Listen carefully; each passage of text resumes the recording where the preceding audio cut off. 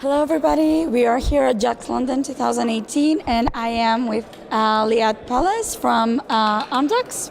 Right. And you just had a talk titled The DevOps Cookbook, where you talked about how to implement a holistic DevOps approach on a large-scale organization. So first of all, I want to ask, what is a holistic DevOps approach? What does the holistic adjective add to the whole concept? So usually when we are talking about DevOps, we are talking about mixing Dev and Ops. From my experience, it is just not enough. You should take into consideration the entire organization. You have an entire ecosystem that you cannot ignore. This ecosystem really affects the way that you deliver software. So if you will not change this ecosystem as well, you will just have Dev and Ops together and additional problems that will not solve until you will address them. I see. Could you maybe give us a quick recap of the steps you discussed in your talk of how to create a sustainable mechanism for improvements? Yeah.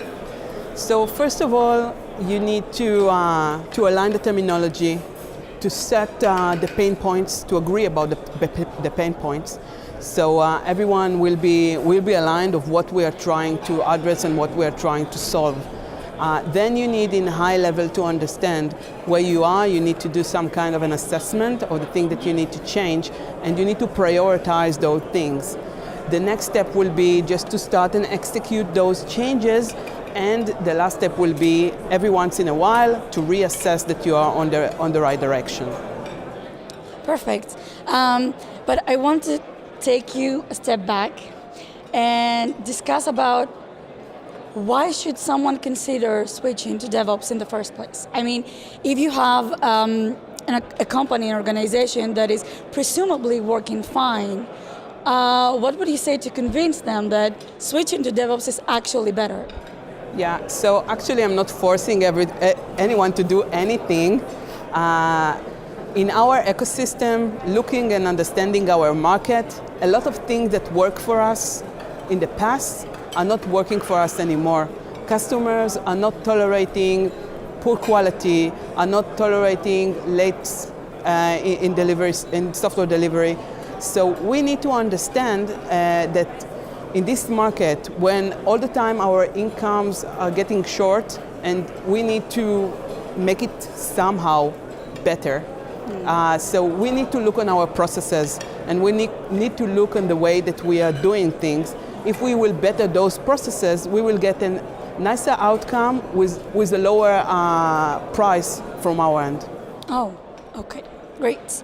I have another question that it relates to some things that you also mentioned in your talk. You also mentioned it in the introduction we had right now. So we are part of the developer community, and I bet you have noticed that we tend to talk about the dev side much more than we do for the ops side. But recently, I have seen people trying to put the emphasis on the ops side instead. We are moving out of the dev spectrum. What is your take on that, having in mind also the holistic DevOps approach? Yeah, when we are talking just about the development pipeline, from ideation to production, we need to take into consideration, of course, the operability, and I think that this is the most painful part. When we are thinking about operation very late, it is very expensive. Sometimes we need to change the entire solution just in order to make sure that our solution will work in production. So we want to know that as early as possible. So I would recommend every developer to know how operation is going to work, and every operation guy to understand really how development is working. So this collaboration saves us a lot of rework, and this is something that we must do. You know, this is the basic. Yeah. Yeah.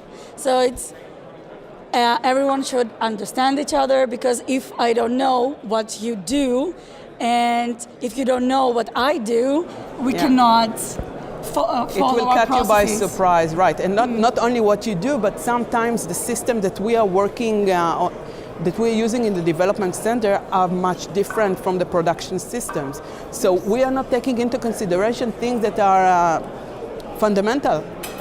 So, and this is because there are a lot of handshakes, and those handshakes are really expensive by the end of the day. There are a lot of examples, you know. Sometimes we wanted to switch on and off some functionality, so we are flagging it in some table in our database. And it is working so great, and this is really flexible in the development environment. But when we're going to production, it seems like the system should be down in order to change the numbers in order to reactivate or shut down the functionality. So can the system be down in production? Not so much. So this is just an example for this miscommunication and how much it is expensive by the end of the day. You're totally right. I have one last question for you. So, is serverless the future of containers, or are containers the future of DevOps? Like, are we already living in a post-container world? I think that containers are certainly the future, and I think that we see it. We want to work in an environment that it really doesn't matter what we are doing, and everything should be just seamless. And this is like the way that we are experienced as end users for any system. We would just want the system to do things. We don't care how. We don't want to be in the details. It just should somehow work.